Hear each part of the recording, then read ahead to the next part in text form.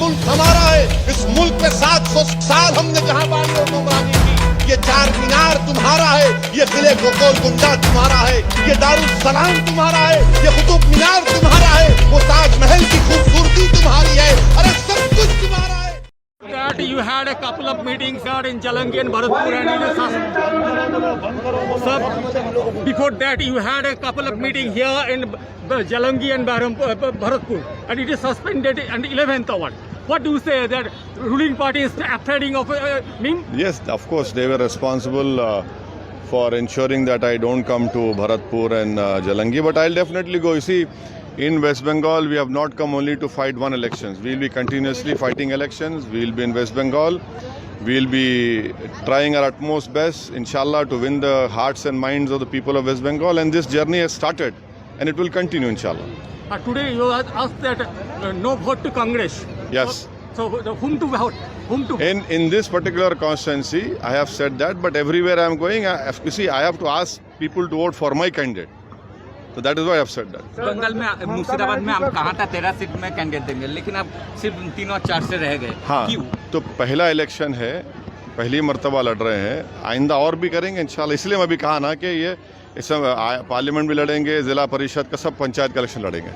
लेकिन अभी भी जो ममता जी ने आपको पर आरोप लगाया कि आप एक कम्युनिटी पर आधारित राजनीतिक दल है, तो इस तरह से कैसे देखते हैं? वो इलेक्शन कमीशन की नोटिस ममता को आई क्या ओवैसी को आई?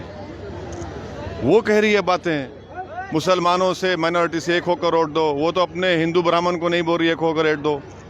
वो तो अपने गोत्रा शैंडलिया के लोगों को नहीं कह रही है। तो ये उनका परेशान है, वो बुखलाहट का शिकार है। अब अभी प्लीज अभी एक लास्ट वाला एक दिन के लिए बैन कर दिया गया है ममता। अब वो उनको पूछिए। आप क्या सोचते हैं? अभी जान दो। Thank you. ममता बनर्जी ने खुद 30 अप्रैल 2003 को नरेंद्र मोदी और अटल बिहारी वाजपेयी हुकूमत का साथ दिया था। जब गुजरात जल रहा था तो यही ममता बनर्जी बीजेपी के साथ थी। मेरे अजीज दोस्तों और बुजुर्गों, मेरी आपसे ही गुजारिश है कि अपने के वोट का सही इस्तेमाल करिए। मैं आसनसोल को अपनी मकबूलियत के लिए नहीं आया हूं, मैं आसनसोल को इसलिए आया हूं ताकि आपके सफों से, आपके दरमियान में से आपकी लीडरशिप को बनाओ। आप लीडर बनिए, आप क़यादत करिए, आप मुस्तक़बिल के फैसले नौजवानों को करना है। क्या टीएमसी जो अपने आप को एक हिंदू ब्राह्मण पार्टी कहती है, वो कब तक हमारे मुस्तक़बिल के फैसले करेंगे? आज जो बीजेपी का कैंडिडेट यहाँ पर है, क्या वो टीएमसी के कैंडिडेट का चेला नहीं था? और यही लोग आज कल तक टीएमसी में थे, बीजेपी में चले जाते हैं। 2 साल पहले रामनवमी के नाम पर यहाँ पर एक बहुत बड़ा फसाद हुआ था। मैं यहाँ पर अपनी जानिब से मौलाना इमदादुर रशीदी साहब जो नूरानी मस्जिद के इमाम थे, उन्होंने अपने बेटे को खो दिया। मैं सलाम करता हूं उनको कि उन्होंने सब्र का एक मुजाहरा किया और लोगों से अमन की अपील की। मेरे दोस्तों, अजीजों, बुजुर्गों, आप अंदाजा लगाइए कि हम हमेशा सब्र का दामन थामते हैं, मगर हमसे इंसाफ नहीं होता। मेरी आपसे गुजारिश है कि इस इलेक्शन में आप मुत्तहिदा तौर पर बटन के निशान पर बटन दबाइए, अपनी पार्टी को कामयाब करिए। एक नौजवान को हमने यहाँ से अपना उम्मीदवार बनाकर पेश किया है। मेरी आपसे अपील है, हमारी माँ और बहनों से अपील है, बुजुर्गों से अपील है कि आप याद रखिए मेरी इस बात को, ममता बनर्जी में, नरेंद्र मोदी में कोई फर्क नहीं है। एक सिक्के के 2 रुख हैं। ये सही मानों में एक दूसरे के भाई बहन हैं। ये बेवकूफ बना रहे हैं बंगाल की जनता को और अपने बयानात से, अपनी बातों से। 10 साल में ममता बनर्जी ने मुस्लिम माइनॉरिटी के लिए क्या किया? मैं चैलेंज कर रहा हूं, बताओ टीएमसी, तुमने मुस्लिम माइनॉरिटी के लिए क्या किया?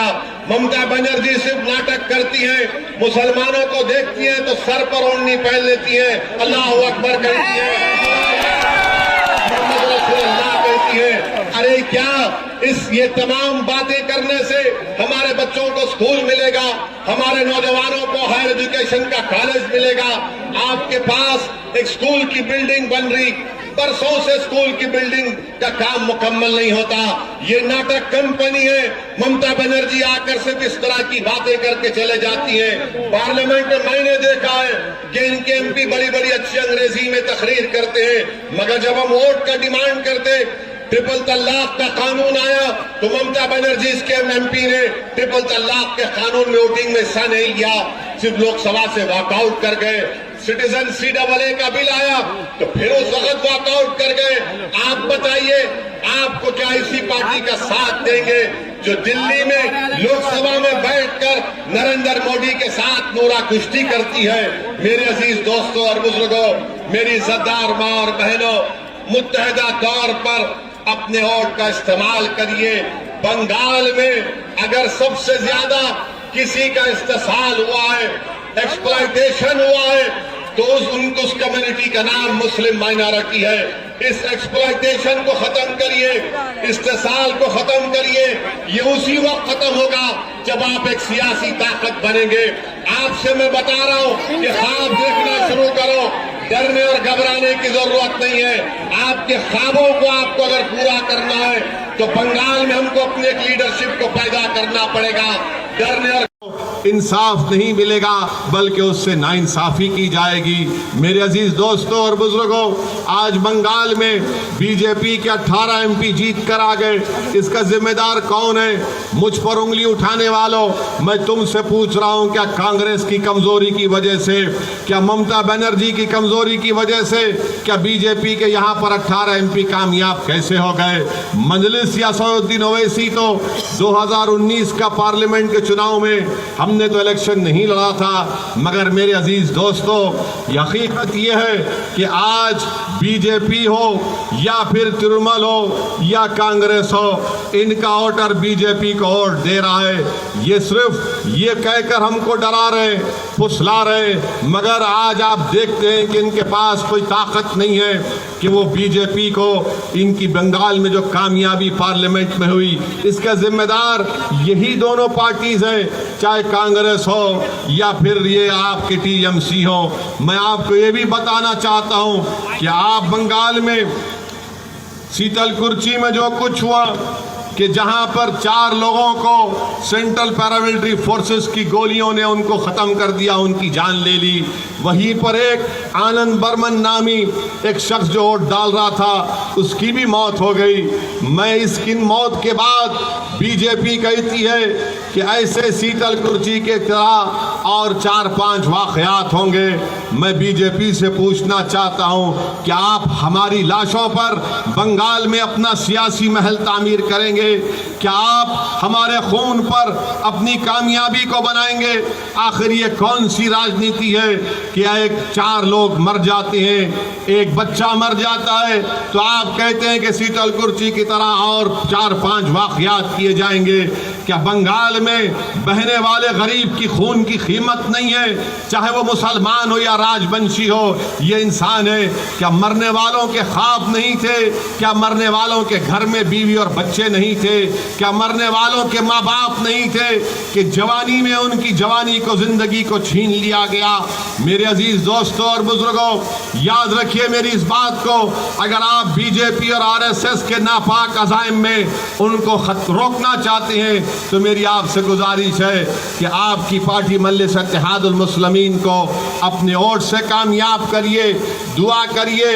और मैं आपको मुबारकबाद भी देता हूँ कि इंशाअल्लाह ताला आज रात से रमज़ान शुरू होगा।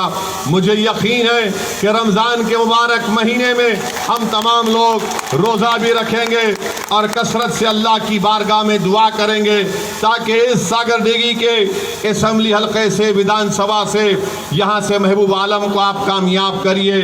आज आपके पास मजलिस इत्तेहादुल मुस्लिमीन आई हुई है। बीजेपी जब से सरकार में आई है, देश के कोने कोने में कभी मॉब लिंचिंग हो जाती है, तो कभी किसी को पीने का पानी अगर कोई जाकर किसी इबादत गाह में पीता है तो उसको 14 साल के बच्चे को मारा और पीटा जाता है।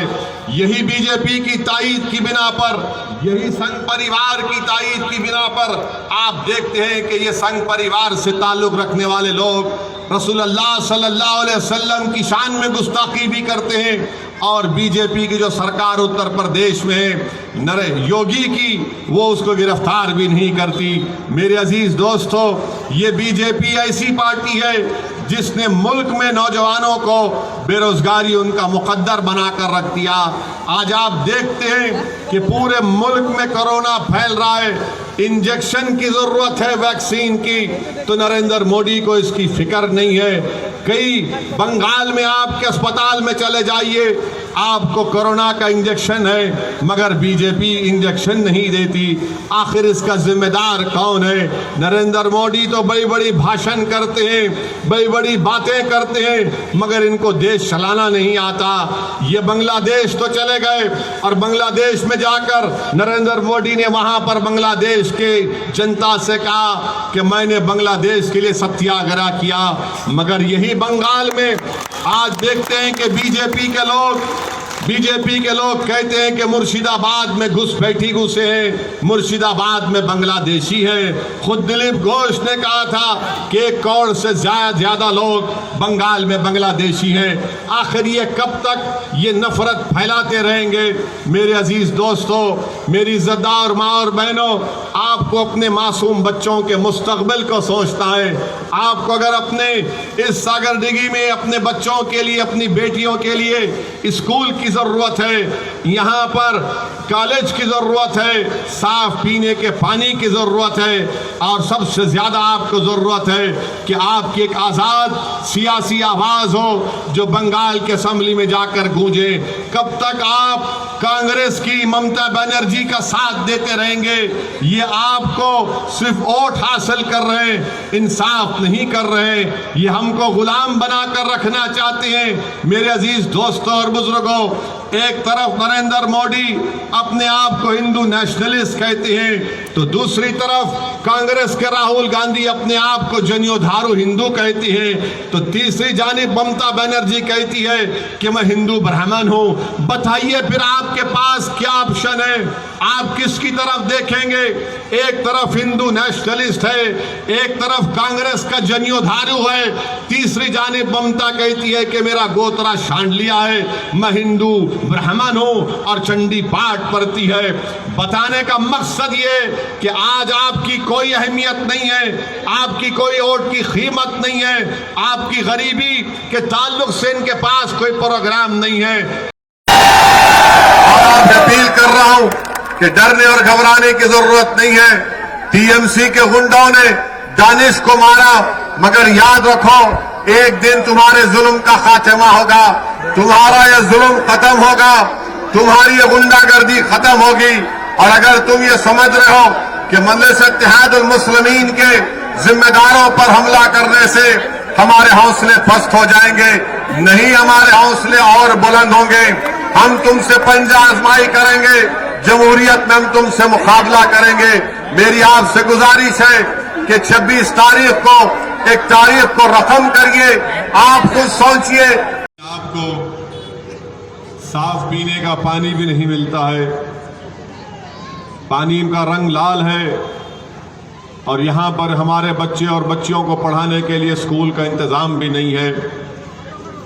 कांग्रेस को कई मर्तबा यहाँ पर आपने यहाँ का एमएलए बनाया, मगर आज आप देखते हैं कि मुर्शिदाबाद ज़िले में एक भी यूनिवर्सिटी नहीं है जहाँ पर हमारे बच्चे और बच्चियाँ आला तालीम को हासिल कर सकें। मुर्शिदाबाद ज़िले में सागर डिगी में हमारी माँ और बहनें एक बहुत बड़ा तबका बीड़ी को रोल करता है, बीड़ी बनाता है। आज खुद आप देख लीजिए कि बंगाल में अगर मुस्लिम अक़लियत पसमानदा है, उनसे इंसाफ नहीं मिला, तो इसकी जिम्मेदारी किसी हद तक हम पर भी आयद होती है। मेरी आपसे गुजारिश है, ख़ास तौर से हमारी माँ और बहनों से, कि 26 तारीख को आप अपनी जमात मजलिस इत्तेहादुल मुस्लिमीन के हक़ में अपना वोट देकर महबूब आलम को कामयाब करिए। बरसों आपके पास कोई दूसरी पार्टी नहीं थी, आप हालत मजबूरी में कभी टीएमसी को या कभी कांग्रेस को वोट देते थे। आज मजलिस आपके दरमियान में है, और हम आपसे वादा कर रहे हैं कि सिर्फ असेंबली इलेक्शन तक नहीं बल्कि इंशाअल्लाह ताला सुबह क़यामत तक बंगाल की सरजमीन पर मजलिस इत्तेहादुल मुस्लिमीन बाकी रहेगी। ये पहला और आखिरी असेंबली इलेक्शन नहीं है बल्कि हर असेंबली इलेक्शन में हम मुकाबला करेंगे, ज़िला परिषद का हो, ज़िला पंचायत का हो या फिर लोकल बॉडी का हो। और इंशाअल्लाह ताला वक्त भी आएगा जब मजलिस का उम्मीदवार मुर्शिदाबाद की पार्लियामेंट की सीट से भी मुकाबला करेगा। मेरी आपसे गुजारिश है कि अपने वोटों से अपने नुमाइंदों को कामयाब करिए। आज हर आदमी, हर पार्टी आकर आपसे कहती है कि हमको वोट दीजिए। सवाल ये पैदा होता है कि आपने क्या हासिल किया। आज बंगाल में मुस्लिम अक़लियत का हाल ये है कि सब कोई कहता है कि हमको वोट दे दो, मगर हकीकत क्या है? हकीकत यह है कि सिर्फ 6% मुस्लिम अक़लियत की नौकरियां गवर्नमेंट में दी जाती है। सिर्फ 11% हमारे बच्चे हायर एजुकेशन में तालीम हासिल कर रहे हैं। 16% मुस्लिम लड़कियां और लड़कियां ऐसे हैं जो 9 साल और 14 साल के दरमियान में हैं, जो कभी स्कूल को नहीं गए। मेरे अजीज़ दोस्तों और बुजुर्गों, आज बंगाल की जेल में 38% मुस्लिम पॉपुलेशन अंडर ट्रायल है। हर मैदान में हम पीछे हैं। मेरी आपसे एक ही गुजारिश है कि ये नाइंसाफ़ी का अगर ख़ात्मा करना है तो हमको आपको मिलकर अपनी पार्टी जिसका इम्तियाजी निशान पतंग है, पतंग के निशान पर वोट देकर कामयाब करिए। ये कांग्रेस पार्टी की ही वजह से, कांग्रेस पार्टी की कमज़ोरी ही की वजह से आज नरेंद्र मोदी भारत के वज़ीर आज़म है। कांग्रेस पार्टी की नाकामियों का खमियाजा आपको और हमको भुगतना पड़ता है। अगर कांग्रेस पार्टी अच्छी होती तो इस देश में बीजेपी कामयाब नहीं होती, मगर कांग्रेस पार्टी की ही वजह से आज पूरे मुल्क में एक नफरत का माहौल पैदा हो चुका है। अगर देश का प्रधानमंत्री नरेंद्र मोदी है तो इसकी बहुत बड़ी जिम्मेदारी कांग्रेस पार्टी पर आयद होती है। मेरे अजीज दोस्तों और बुजुर्गों, मेरी आपसे गुजारिश है कि यही कांग्रेस पार्टी थी जब बाबरी मस्जिद के ताले खोले गए थे। यही कांग्रेस पार्टी थी जिसके दौर में बाबरी मस्जिद को शहीद कर दिया गया था। यही कांग्रेस पार्टी इक़्तिदार में थी, पावर में थी, जब दिल्ली की सड़कों पर मासूम सिखों के खून से होली खेली गई थी। मेरे अजीज़ दोस्तों और बुजुर्गों, आज आप देखते हैं कि कांग्रेस पार्टी हर भारत में हर रियासत में ख़त्म हो चुकी है। आज यही कांग्रेस पार्टी के लोग असदुद्दीन ओवैसी पर इल्ज़ाम लगाते हैं कि असदुद्दीन ओवैसी वोट काटने के लिए आए हैं। मैं हमारे गयूर भाइयों से कहना चाहूँगा, हमारी इज़्ज़तदार माँ और बहनों से कहना चाहूँगा, यही कांग्रेस पार्टी महाराष्ट्र में शिवसेना जैसी फ़िरका परस्त पार्टी को सपोर्ट करके वहाँ पर उद्धव ठाकरे को अपना चीफ मिनिस्टर बनाती है। यही कांग्रेस पार्टी जिसकी सपोर्ट कर रही है महाराष्ट्र में, वो शिवसेना का उद्धव ठाकरे असेंबली में खड़े होकर कहता है कि हमको फ़ख्र है कि हमने बाबरी मस्जिद को शहीद किया। मेरी इज़्ज़तदार माँ और बहनों, मेरे अजीज़ दोस्तों और बुजुर्गों, यकीनन मुल्क में हमको बीजेपी के बढ़ते हुए कदमों को रोकना है, बीजेपी को शिकस्त देना है, क्योंकि जब से नरेंद्र मोदी देश के प्रधानमंत्री बने हैं, देश का तो काम नहीं कर सकते, मगर वो हमेशा इस बात की कोशिश कर रहे हैं कि इस देश की जो खूबसूरती है, भाईचारगी है, मोहब्बत है, इसका डाइवर्सिटी है, इसको हमेशा के लिए कमज़ोर करके रख देना। आज मैं बताना चाह रहा हूँ आपको कि जब यही नरेंद्र मोदी की सरकार ने CAA का कानून पार्लियामेंट में लेकर आया तो पूरी भारत की पार्लियामेंट में दुनिया ने देखा कि अगर कोई था जिसने नरेंद्र मोदी के सामने आंखों में आंखें डालकर उसके 306 MPs की आंखों में आंखें डालकर किसी ने CAA के कानून को फाड़ दिया तो उसका नाम असदुद्दीन ओवैसी था। मेरे अजीज दोस्तों और बुजुर्गों, यही बीजेपी ने मुस्लिम हमारी बहनों से झूठा हमदर्दी का दावा किया और ट्रिपल तलाक जैसा गैर कानूनी कानून बना दिया। ट्रिपल तलाक का कानून जो बनाया गया उस जनाब महबूब आलम साहब, मैं आप तमाम से ये गुजारिश और रिक्वेस्ट करने आया हूँ कि आने वाले असेंबली के चुनाव में जो 27 तारीख के दिन 26 तारीख को जो पोलिंग है उसमें आप तमाम लोग एक होकर मुत्तहदा अपने वोट का इस्तेमाल करिए और यहाँ से जनाब महबूब आलम साहब को अपना एमएलए बनाकर बंगाल के असेंबली में भेजाइए। मैं आपको बताने को आया हूँ कि पिछले 60 साल से आप लोग ने कभी कांग्रेस को वोट दिया तो कभी वाम को वोट दिया और फिर 10 साल से बंगाल में टीएमसी की सरकार है। ये मुर्शिदाबाद का जिला है और यहाँ पर आप देखते हैं कि बरसों से आपने कांग्रेस को वोट देकर यहाँ पर कामयाब किया।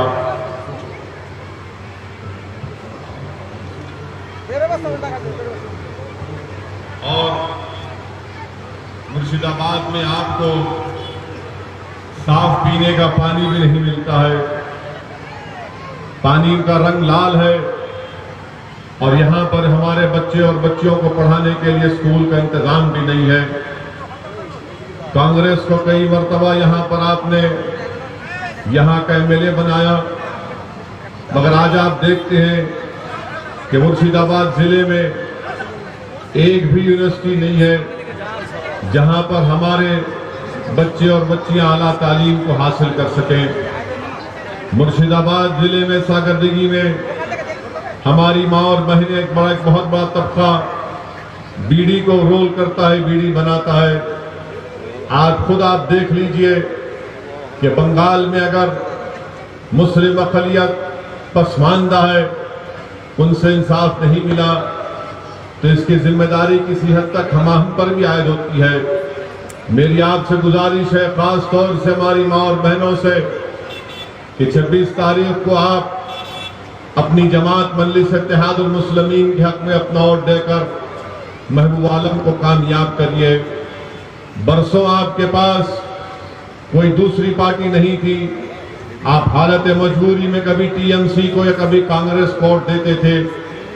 आज मजलिस आपके दरमियान में है और हम आपसे वादा कर रहे हैं कि सिर्फ असेंबली इलेक्शन तक नहीं बल्कि इंशाअल्लाह ताला सुबह क़यामत तक बंगाल की सरजमीन पर मजलिस इत्तेहादुल मुस्लिमीन बाकी रहेगी।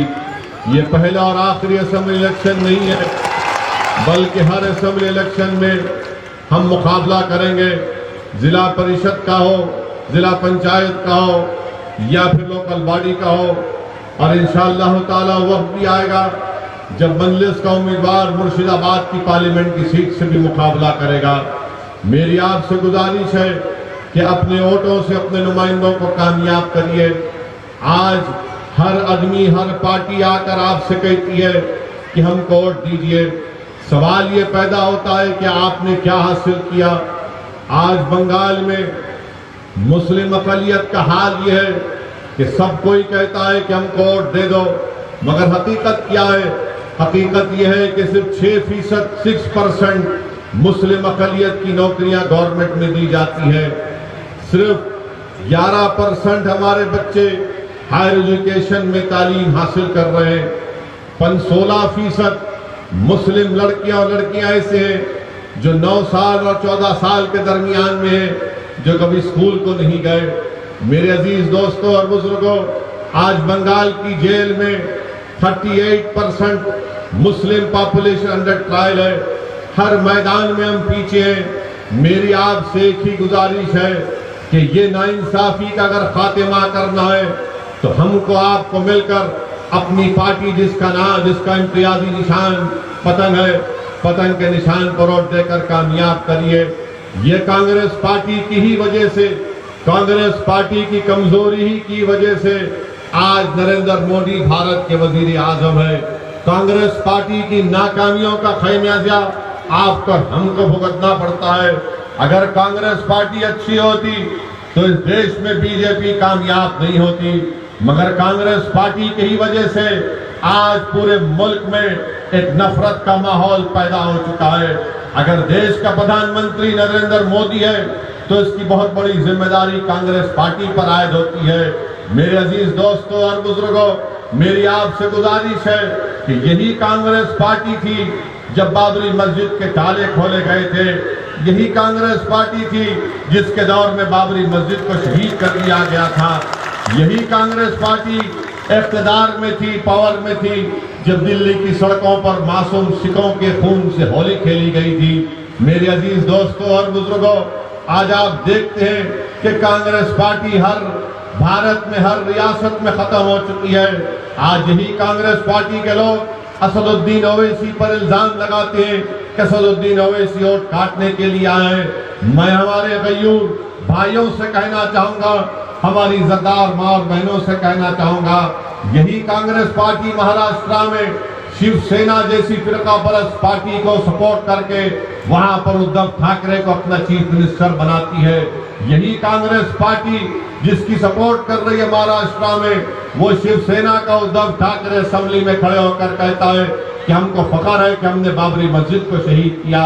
मेरी इज़्ज़तदार माँ और बहनों, मेरे अजीज दोस्तों और बुजुर्गों, यकीनन मुल्क में हमको बीजेपी के बढ़ते हुए कदमों को रोकना है, बीजेपी को शिकस्त देना है, क्योंकि जब से नरेंद्र मोदी देश के प्रधानमंत्री बने हैं, देश का तो काम नहीं कर सकते, मगर वो हमेशा इस बात की कोशिश कर रहे हैं कि इस देश की जो खूबसूरती है, भाईचारगी है, मोहब्बत है, इसका डाइवर्सिटी है, इसको हमेशा के लिए कमजोर करके रख देना। आज मैं बताना चाह रहा हूं आपको कि जब यही नरेंद्र मोदी की सरकार ने CAA का कानून पार्लियामेंट में लेकर आया तो पूरी भारत की पार्लियामेंट में दुनिया ने देखा कि अगर कोई था जिसने नरेंद्र मोदी के सामने आंखों में आंखें डालकर उसके 306 MPs की आंखों में आंखें डालकर किसी ने CAA के कानून को फाड़ दिया तो उसका नाम असदुद्दीन ओवैसी था।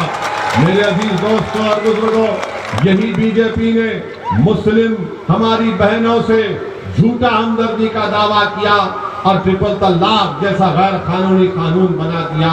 ट्रिपल तलाक का कानून जो बनाया गया उससे मुस्लिम बहनों को इंसाफ नहीं मिलेगा बल्कि उससे नाइंसाफी की जाएगी। मेरे अजीज दोस्तों और बुजुर्गों, आज बंगाल में बीजेपी के 18 MP जीत कर आ गए, इसका जिम्मेदार कौन है? मुझ पर उंगली उठाने वालों, मैं तुमसे पूछ रहा हूं, क्या कांग्रेस की कमजोरी की वजह से, क्या ममता बनर्जी की कमजोरी की वजह से, क्या बीजेपी के यहाँ पर 18 MP कामयाब कैसे हो गए? मजलिस या असदुद्दीन ओवैसी तो 2019 का पार्लियामेंट के चुनाव में हमने तो इलेक्शन नहीं लड़ा था, मगर मेरे अजीज दोस्तों, हकीकत यह है कि आज बीजेपी हो या फिर तृणमूल हो या कांग्रेस हो, इनका वोटर बीजेपी को वोट दे रहा है।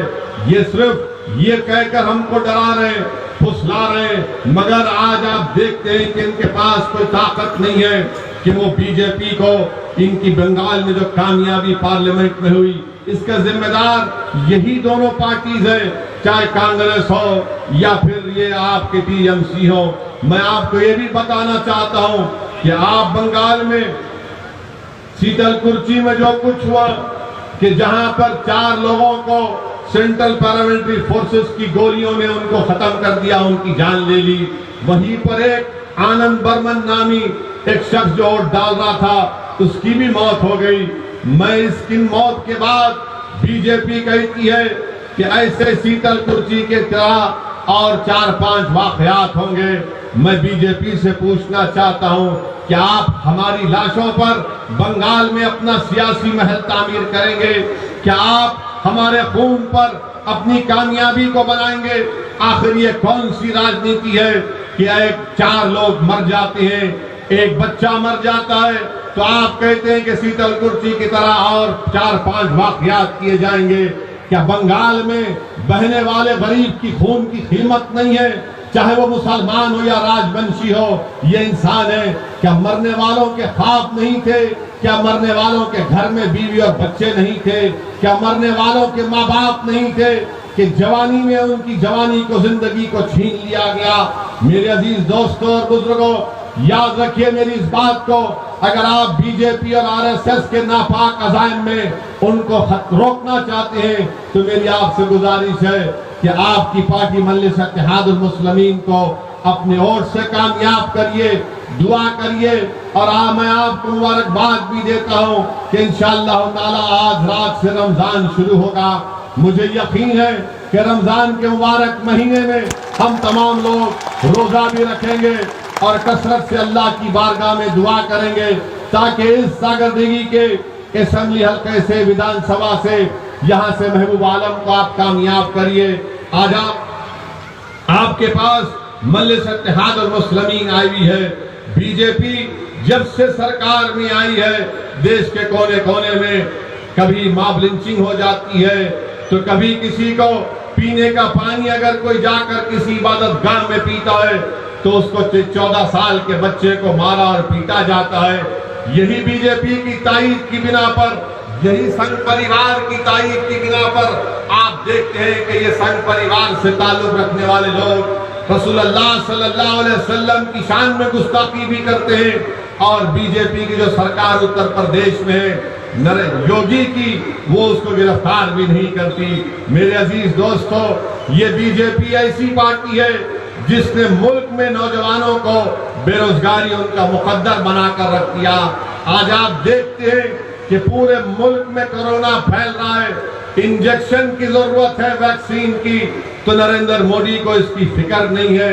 कई बंगाल में आपके अस्पताल में चले जाइए, आपको कोरोना का इंजेक्शन है मगर बीजेपी इंजेक्शन नहीं देती। आखिर इसका जिम्मेदार कौन है? नरेंद्र मोदी तो बड़ी बड़ी भाषण करते हैं, बड़ी बड़ी बातें करते हैं, मगर इनको देश चलाना नहीं आता। ये बांग्लादेश तो चले गए और बांग्लादेश में जाकर नरेंद्र मोदी ने वहां पर बांग्लादेश के जनता से कहा कि मैंने बांग्लादेश के लिए सत्याग्रह किया। मगर यही बंगाल में आज देखते हैं कि बीजेपी के लोग कहते हैं कि मुर्शिदाबाद में घुसपैठी घुसे हैं, मुर्शिदाबाद में बांग्लादेशी है। खुद दिलीप घोष ने कहा था कि 1 करोड़ से ज्यादा लोग बंगाल में बांग्लादेशी हैं। आखिर ये कब तक ये नफरत फैलाते रहेंगे? मेरे अजीज दोस्तों, मेरी इज्जतदार माँ और बहनों, आपको अपने मासूम बच्चों के मुस्तकबिल को सोचता है। आपको अगर अपने इस सागरदिघी में अपने बच्चों के लिए, अपनी बेटियों के लिए स्कूल की जरूरत है, यहाँ पर कॉलेज की जरूरत है, साफ पीने के पानी की जरूरत है, और सबसे ज्यादा आपको जरूरत है कि आपकी एक आजाद सियासी आवाज हो जो बंगाल के असेंबली में जाकर गूंजे। कब तक आप कांग्रेस की ममता बनर्जी का साथ देते रहेंगे? ये आपको सिर्फ वोट हासिल कर रहे हैं, इंसाफ नहीं कर रहे, ये हमको गुलाम बनाकर रखना चाहते हैं। मेरे अजीज दोस्तों और बुजुर्गों, एक तरफ नरेंद्र मोदी अपने आप को हिंदू नेशनलिस्ट कहते हैं, तो दूसरी तरफ कांग्रेस के राहुल गांधी अपने आप को जनयोधारू हिंदू कहते हैं, तो तीसरी जानिब ममता बनर्जी कहती है कि मैं हिंदू ब्राह्मण हूं। बताइए फिर आपके पास क्या ऑप्शन है? आप किसकी तरफ देखेंगे? एक तरफ हिंदू नेशनलिस्ट है, एक तरफ कांग्रेस का जनयोधारू है, तीसरी जानिब ममता कहती है कि मेरा गोत्रा शांडलिया है, मैं हिंदू ब्राह्मण हूं और चंडी पाठ पढ़ती है। बताने का मकसद ये है कि आज आपकी कोई अहमियत नहीं है, आपकी कोई वोट की कीमत नहीं है, आपकी गरीबी के ताल्लुक से इनके पास कोई प्रोग्राम नहीं है, सिर्फ डराकर हालत मजबूरी में आपका वोट हासिल करना चाहती हैं। आज यहाँ सागरदिघी से एक मुकामी काबिल नौजवान जो हमारे मजलिस के उम्मीदवार हैं, जनाब महबूब आलम साहब को वोट दीजिए, इनको अपना महबूब बना लीजिए। आपने बरसों कांग्रेस को वोट दिया, आपने कभी टीएमसी का साथ दिया। मैं आपसे वादा कर रहा हूं कि यहाँ से मजलिस इत्तेहादुल मुस्लिमीन के उम्मीदवार को कामयाब करिए, पतन के निशान पर बटन दबाइए, अपने इत्तेहाद का सबूत दीजिए। आज आपको यहाँ से सागरदिघी से अगर कोई गुंडागर्दी करता है, कोई गरीबों पर जुल्म करता है, तो इस गुंडागर्दी और जुल्म का भी खात्मा आपको करना है। आपको इस सागरदिघी में, मुर्शिदाबाद में आप अंदाजा लगाइए कि 50% हमारी बहनें बीड़ी का काम करती हैं, रोल करती हैं, मगर यही नरेंद्र मोदी की हुकूमत एक कानून को लेकर आया जिसका अगर अमल होगा तो कानून का बहुत बड़ा नुकसान हमारे बीड़ी बनाने वाले कारोबार पर पड़ने वाला है। इसीलिए हम आपसे अपील कर रहे हैं कि इस सागरदिघी से नरेंद्र मोदी को अगर हराना है तो महबूब आलम को आप वोट देना है। आप बीजेपी को हराएंगे, रोकेंगे इंशाअल्लाह ताला। कांग्रेस पार्टी में दमखम नहीं है, कांग्रेस पार्टी बिल्कुल कमजोर पड़ते जा रही है। अब कांग्रेस पार्टी में वो ताकत भी नहीं है कि बीजेपी को रोक सके। आज भारत देश में एक नई सियासी क़ियादत की आपको जरूरत है। हम कब तक इन लोगों, इन पार्टीज की गुलामी करेंगे? हम कब तक डर डर कर जिंदगी गुजारेंगे? हम कब तक अपनी जबानों को नहीं खोलेंगे? हम कब तक हमारे मासूम बच्चे और बच्चियों के तालीम के मुस्तकबिल को बर्बाद होता देखते रहेंगे? हम कब तक अपने नौजवानों की जिंदगियों को जेल की सलाखों के पीछे सड़ता हुआ देखेंगे? मेरी आपसे गुजारिश है कि आइए एक नए दौर का आगाज करिए और बंगाल में एक तारीख को बनाइए, ताकि यहां से महबूब आलम आपके वोट के जरिए जब एमएलए बनकर जाएगा तो सिर्फ सागरदिघी नहीं बल्कि ना सिर्फ मुर्शिदाबाद बल्कि पूरे बंगाल के गरीब आवाम की एक ताकत और आवाज और पहचान बनेगा। मेरी आप तमाम से गुजारिश है कि मुत्तहदा तौर पर 26 अप्रैल के दिन अपने वोट के जरिए पतंग के निशान पर बटन दबाकर अपनी पार्टी को कामयाब करिए। अस्सलाम वालेकुम व रहमतुल्लाहि व बरकातहू।